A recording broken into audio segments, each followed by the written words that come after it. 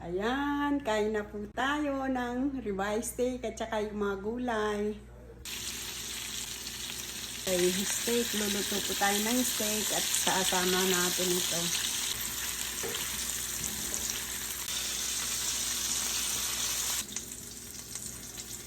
Lagyan natin ng bawang ang ating steak. Avocado oil po yung ginamit natin. Lagyan natin siya ng butter. Saka masarap siya. Ribeye po itong beef ribeye po yung gagamitin natin.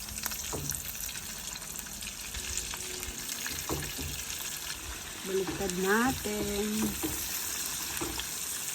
Kasi ano.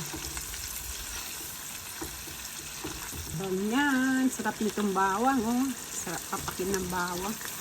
Ito na ito. Ayaw nila ng overcook.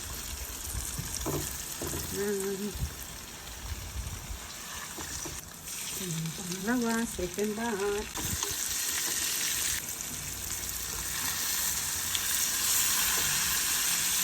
Ng ating beef steak. Luto na.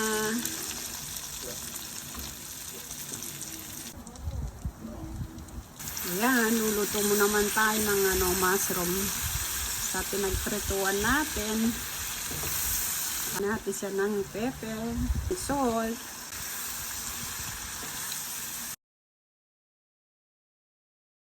Ayan, luto na ang ating mushroom. Ayan, luto na ang ating ribeye steak. Ayan, may mushroom tayo. Ayan ang ating mga gulay. That's it.